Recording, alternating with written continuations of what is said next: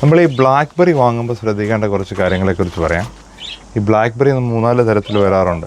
മെയിനായിട്ട് നമ്മൾ നാട്ടിലൊക്കെ കാണുന്നത് മുള്ളുള്ള വെറൈറ്റികളാണ്. അപ്പോൾ നമ്മൾ വാങ്ങിക്കുവാണെങ്കിൽ മാക്സിമം തോൺലെസ് ആയിട്ടുള്ള വെറൈറ്റികൾ വാങ്ങണം. ഈ രണ്ടാമത്തെ കാര്യം, ഈ ബ്ലാക്ക്ബെറി 2 തരത്തിലാണ് ഫ്ലവർ ചെയ്യുന്നത്.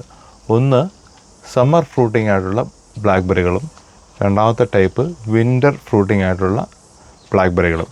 ഇത് തമ്മിലുള്ള വ്യത്യാസം എന്ന് വെച്ച് കഴിഞ്ഞാൽ, സമ്മർ ഫ്രൂട്ടിംഗ് ആയിട്ടുള്ള ബ്ലാക്ക്ബെറി നമ്മൾ ഒരു കമ്പ് ഉണ്ടായിക്കഴിഞ്ഞാൽ, ഇതിപ്പോൾ ഒരു കമ്പ് ഉണ്ടായിക്കഴിഞ്ഞാൽ ആ വർഷം കായ്ക്കില്ല, അടുത്ത വർഷമാണ് കായ്ക്കുന്നത്. അതായത് ഒരു വർഷം പ്രായമായ കമ്പുകളിലാണ് സമ്മർ ഫ്രൂട്ടിംഗ് ബ്ലാക്ക്ബെറി കായ്ക്കുന്നത്. വിൻ്റർ ഫ്രൂട്ടിംഗ് ആണെങ്കിൽ ആ വർഷം ഉണ്ടാകുന്ന കമ്പുകളിൽ തന്നെ വർഷത്തിൻ്റെ അവസാനമാകുമ്പോഴത്തേനും കായ ഉണ്ടാകും. ഫോർ എക്സാമ്പിൾ പറഞ്ഞാൽ ഇവിടെ നിൽക്കുന്നത് സമ്മർ ഫ്രൂട്ടിംഗ് ആയിട്ടുള്ള ബ്ലാക്ക്ബെറി തൈകളാണ്. ഇപ്പോൾ നമുക്ക് ഈ കായ ഉണ്ടായി കിടക്കുന്നതെല്ലാം തന്നെ കഴിഞ്ഞ വർഷം ഉണ്ടായ കമ്പിൽ നിന്നാണ്. ഉണ്ടോ, ഇതെല്ലാം കഴിഞ്ഞ വർഷം ഉണ്ടായ കമ്പാണ്. അപ്പോൾ ഈ കമ്പ് നമ്മൾ ഫ്രൂട്ടിംഗ് എല്ലാം കഴിഞ്ഞ ഉടനെ നിലത്തുനിന്ന് കംപ്ലീറ്റ്ലി വെട്ടിക്കളയും. കാരണം അത് കഴിഞ്ഞാൽ പിന്നെ നമുക്ക് ഇതിൻ്റെ ആവശ്യമില്ല. ഇനി നമുക്ക് അടുത്ത വർഷത്തിനുള്ള കായ തരുന്നതാണ് ഇതെല്ലാം. നമ്മളിതുപോലെ ഫ്രെയിം ഉണ്ടാക്കി മുകളിലിങ്ങനെ ഉണ്ടാക്കി വെച്ചിട്ടുണ്ട്. അപ്പോൾ അടുത്ത വർഷം ആകുമ്പോഴത്തേനും ഇതിൽ ഫുൾ കായാവും. കായ ഉണ്ടായി കഴിയുമ്പോൾ അടുത്ത് നമ്മൾ ഹാർവെസ്റ്റ് ചെയ്ത് കഴിഞ്ഞാൽ നമ്മൾ ഉടനെ ഇതെല്ലാം അടിയിൽ നിന്ന് കട്ട് ചെയ്ത് മാറ്റുക.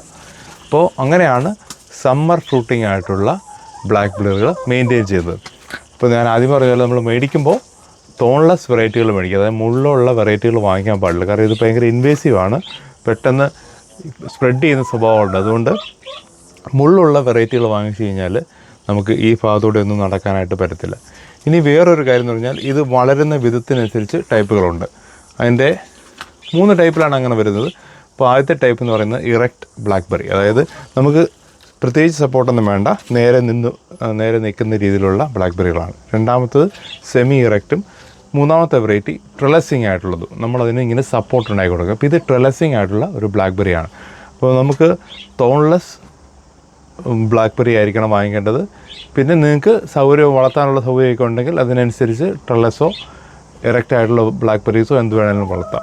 അപ്പോൾ ബ്ലാക്ക്ബെറി വളർത്തുമ്പോൾ ശ്രദ്ധിക്കേണ്ടത് ഏറ്റവും ഇമ്പോർട്ടൻ്റ് കാര്യം, നിങ്ങൾ സമ്മർ ഫ്രൂട്ടിംഗ് ആയിട്ടുള്ള ബ്ലാക്ക്ബെറി ആണോ അല്ലെങ്കിൽ വിൻ്റർ ഫ്രൂട്ടിംഗ് ആയിട്ടുള്ള ബ്ലാക്ക്ബെറി ആണോ വാങ്ങുന്നതെന്ന് മനസ്സിലാക്കി വേണം ഇതിൻ്റെ പ്രൂണിങ് നടത്താൻ.